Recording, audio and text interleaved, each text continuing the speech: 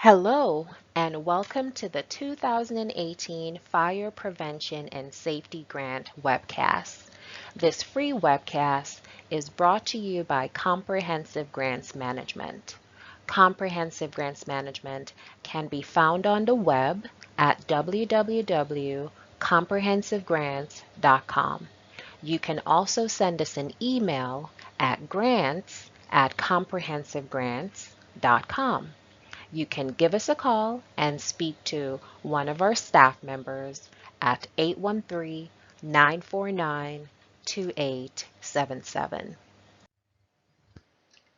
We do have a disclaimer for you. The free information we provide in this webcast is based on our interpretation of the grant announcement. The viewer, you, is advised that the publicly published grant announcement and the funding agency are the final authority on this subject grant. A bit about me, your presenter. My name is Cereta Gibbons, and I am the owner for Comprehensive Grants Management. I have been providing successful grant writing service for clients nationwide for almost 12 years, with a 65% average grant writing success rate. My hobbies are reading, painting, keyboarding, and gardening. Now I want to share with you a bit about Comprehensive Grants Management. Comprehensive Grants Management provides value to clients by presenting free online webcasts about currently available grant funding opportunities. We are a grant writing firm which has been in existence for almost 12 years. We have a 65% average grant writing success rate. We provide full-time, full-year grant writing services to our clients all around the country. You can see our grant successes if you click on the URL below. Today's webcast will be about the 2018 Fire Prevention and Safety Grant. This grant is issued by the U.S. Department of Homeland Security. The CFDA number is 97.044. You can research it and find it there. I also provided for you the URL where you can find additional application assistance information. And the grant due date is December 21st, 2018 at 5 p.m. Eastern Time. This grant due date is right before the Christmas holidays. So I want to highly encourage you, please stay focused so that you can submit your grant applications successfully. For a lot of people, this is the very first time that they're hearing about the Fire Prevention and Safety Grant. So the purpose of the Fire Prevention and Safety Grant is to enhance the safety of the public and firefighters with respect to fire and fire-related hazards by assisting fire prevention programs and supporting firefighter health and safety. The objective of the grant is for grantees to carry out fire prevention education, training, fire code enforcement, fire arson investigation, firefighter safety and health programming, fire prevention efforts, and also research and development activities. The grant supports projects in 2 activities. These activities are highly important for you to take note of and remember. The first activity is the fire prevention and safety activity. The second activity is the firefighter safety research and development. So just a reminder for you to take note, these 2 activities are very important for you to understand the way this grant is configured. I'm very sure by now you want to know who are the eligible applicants. So remember I said the 2 activities are very important for you to know or understand how this grant is configured. So the eligible applicants are separated by the activities. So the first activity, which is the fire prevention and safety activity, these are the eligible applicant types. Fire departments can apply under this component. National, regional, state, local, federally recognized tribal agency can apply under this component. Also, nonprofit organizations that are recognized for their experience and expertise in fire prevention, safety programs, and activities can also apply under the fire prevention and safety activity component.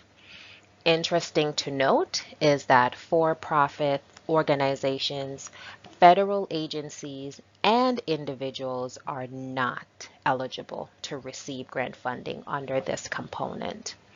The second activity is the firefighter safety research and development activity, the R&D component. The eligible applicants under this activity will be national, state, local, federally recognized tribal agencies and nonprofit organizations such as academic institutions, universities, public health organizations, occupational health organizations, and injury prevention institutions. Interesting to note as well, fire departments, which are eligible under the previous activity, are not eligible under the research and development component. Fire departments are not eligible to apply. For-profit organizations and federal agencies and institutions are not eligible under this activity.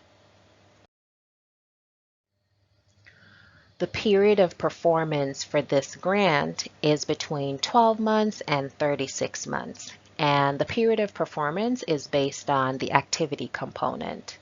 So the fire prevention and safety activity component, the period of performance is generally 12 months. The research and development component can be between 12 months, 24 months, or 36 months from the date of the grant award. The projected period of performance start date is June 1st, 2019, and the projected period of performance end date is May the 31st, 2020 to May the 31st, 2022. Now, note that the end date is a range because the period of performance can be a 12-month grant period, 24-month grant period, or a 36-month grant period. Therefore, the end date is a range depending on if you apply to operate a 12-month, a 24-month, or a 36-month grant. As a grant writing firm that provides information to clients and prospective clients about grant funding opportunities, the most asked question is, tell me about the money, show me the money. So this slide is about the grant award information. The available funding for this grant is $35 million. The funding agency stated in the grant announcement that the projected number of awards is up to 150 applicants. This means that a lot of applicants will get awarded from this grant funding announcement. And so I highly encourage you to apply for this grant. Remember, this grant is due December the 21st, few days before Christmas. And a lot of organizations will be distracted because probably staff members are off on holidays and they would have probably forgotten or they're understaffed and they did not submit their grant applications. And what that means is that for the applicants who actually did apply, it leaves competition so little that the chances that they will win this grant is highly increased. So I definitely want to encourage you, stay focused and submit your applications on or before December the 21st, 2018. For this application, there are a few award limits. If you're applying for the Fire Prevention and Safety Program, you can request up to $1.5 million. If you are requesting the research and development and you're applying for the early career investigator category, then you can request up to $75,000 per project year.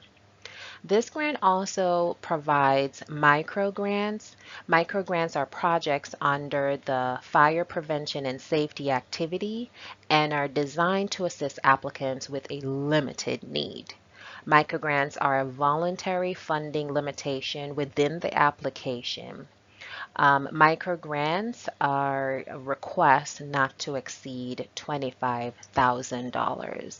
So important for you to note is that projects will only be eligible for microgrants if they meet certain priorities, and make sure that you're meeting those priorities if you're requesting funding, the additional funding for the microgrants. There is a match requirement, a cost share for this grant funding opportunity. It really isn't a lot, but it's 5% or more. It cannot be less than 5%.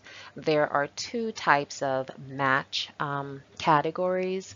You can provide a cash match, which is just hard cash match, or an in-kind match contribution. So an in-kind match contribution is a item, service, or thing, time, item, service, or thing that has a value to it. It's not cash, but it has a value. So they gave examples such as smoke alarms for the installation or education materials for public education.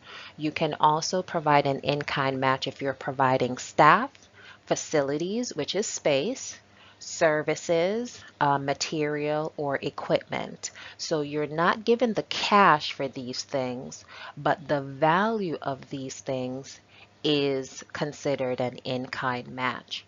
So the cost share or the match requirement is 5% or more of the grant amount that you request. You can provide a cash match or an in-kind match contribution to meet this match requirement. So definitely make sure that you are meeting your match requirement. Fun fact for you, match is the #1 reason applicants actually fail in their grant applications. Either their match letters are not written correctly or they did not provide sufficient match, in that they probably did provide match, but maybe they provided an ineligible activity. So here the funding agency gave us examples of activities that they're probably encouraging us to use to satisfy our match requirement. So you definitely want to stick with these examples that they have given us. So the match is 5% or more of the grant that you are requesting. To assist you a little bit further in making sure that you provide the match that's needed in your grant application, because I know that match is the #1 reason applicants do not get funded the grant. Now, there are other reasons, but this is the #1 reason applicants do not get funded the grant, because of insufficient match contribution. So remember, the maximum amount an applicant can request is 1.5 million. Therefore, if you are requesting that 1.5 million, the minimum match that you should submit is $75,000, either in cash or in kind or a combination thereof. If you are requesting $75,000, the minimum amount you can provide in match is $3,750 in cash or in kind or a combination thereof. If you're requesting 25,000, if you're requesting that amount for a micro grant, then the minimum amount you can provide for your match is $1,250. Remember, you can provide that either in cash or in kind or a combination thereof. I wanted to share with you some photos from the 2018 California fires, the recent fires that we have been having in California.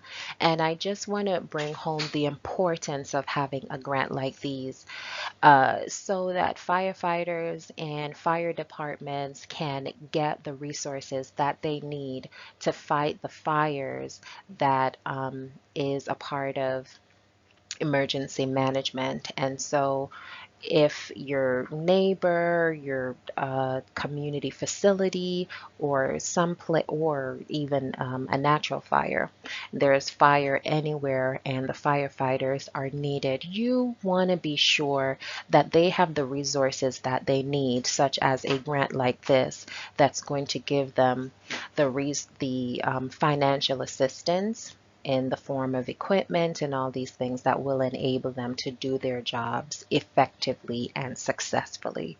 So a grant like this is highly, highly important. Here is another photo of firefighters fighting a very deadly fire. And once again, a grant like this is highly important for them to continue doing their jobs and providing that emergency management assistance that we all need from them.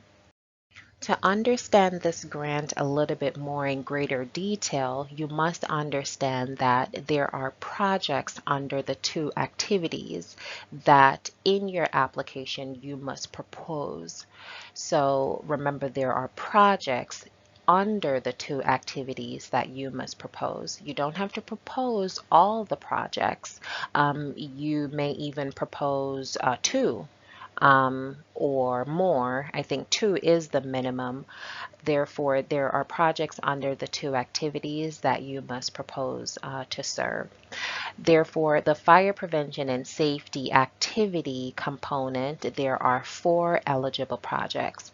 There is the community risk reduction, the code enforcement awareness, the fire and arson investigation, and the national, state, regional programs and studies. And so those are the four eligible categories that you can propose to serve. You can propose two or more. Two is the minimum. Under the fire safety research and development, R&D, there are 6 eligible project categories.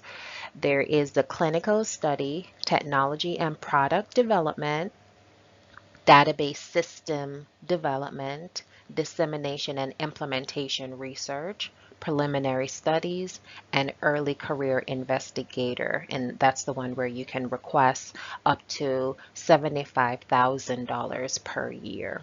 So remember, these are the projects that are under the two separate components. You can request a minimum of 2 projects that you're proposing in your grant applications. In your grant applications, you also want to state that you're working towards the performance metric that the funding agency wants you to be working towards. So under the community risk reduction project, there are some stated performance metric that they want you to be working towards. So they have to see a decrease in fire incidents per 100 residents in your target population. They also want to see a decrease in fire deaths per 1,000 residents in your target population. Percent of whole community population trained. So they want to see that what percent of your entire population was trained about fire prevention activities. So whatever your baseline is now, they want to see that that was improved. So percent of target population trained. They want to see local number of lives saved. So whatever your baseline is now, that's the number of lives saved. They want to see an increase from that. The local number of qualified adjusted life years. Under the code enforcement awareness, they want to see a decrease in percentage of total fire losses occurring in inspectable occupancies. They also want to see a decrease in the number of structural fires per 1,000 residents of inspectable occupancies. They also want to see a decrease in fire deaths of 1,000 residents of inspectable occupancies. Then they also want to see a decrease in inspectable property structure fires with at least 25% in loss. So they want to see a decrease in that number. Under the fire and arson investigation, they want to see an increase in percentage of fires where cause was determined. They also want to see an increase in arson arrests and conviction rates. So important to note now is that you must have a handle on what your baseline is. And for the performance metric where they need to see decreases, you must show decreases over your period of performance. Remember, your period of performance can either be 12 months, 24 months, or 36 months. So whatever your baseline is now, these performance matrix should either have increased or decreased depending on what they're requesting from you here. The final performance metric under the fire prevention and safety activity, it's the National, State, Regional Program and Studies, and they want to see an increase in the number of firefighters trained. This is the final performance metric for the fire prevention and safety activity. Performance metric for the research and development activity, and these are for all 6 categories. Remember, there are 6 projects under the research and development activity. So under all 6 projects, there are these 3 performance metric. So there is number of training academies adopting training materials developed through fire prevention and safety research, breakout by career and volunteers. Number of firefighters trained with materials developed through fire prevention and safety research, again broken out by career and volunteers. And industry standards influenced, changed, or added through fire prevention and safety research. So important for you to note is data for these metrics will be collected throughout the life of the grant during reporting and closeout. So during the life of the grant, remember, your grant can be 12 months, 24 months, or 36 months. These are the 3 metric points for all 6 projects under the research and development activity. Well, I hope you don't feel like that was too much for me to lay on you, but guess what? If getting a grant award of $1.5 million were easy, then everyone would do it now, wouldn't they? So it's now decision time. There are some very important questions for you to ask yourselves so that you can make the decision if you want to apply for this grant. So some of the basic questions you must ask yourself is, are you eligible for this grant? Are you an eligible applicant? Do you have a need for this grant? Not because this grant is so great means you have a need for this grant in your community. And do you want to apply for this grant? Remember I told you that the grant due date is December the 21st. So you must decide if you want to do the work that it takes to submit your application on time so you can get an opportunity to win up to $1.5 million. If you've answered yes to all of these questions, then congratulations, because you are one step closer to requesting $1.5 million. If the process to apply for this 2018 Fire Prevention and Safety Grant seems a little daunting to you, seems a bit overwhelming, especially since the grant due date is December the 21st, 2018, definitely give us a call and we can assist you to write your grant applications. You can email us at grants@comprehensivegrants.com, or you can give us a call at 813-949-2877. If you are going to be writing this grant in-house on your own, we wish you all the best, and we would love to get some feedback from you, for you to tell us if you use our webcast to assist you in understanding the grant anymore and completing your grant applications. And we would just love to hear how our webcast did assist you. So I want to encourage you to stay focused because the grant due date is December the 21st, 2018. The holidays are the best time to apply for grants. Your chances of winning a grant is the best than it will ever be any other time of year. The holidays are the best time because most of your competitors are on holidays.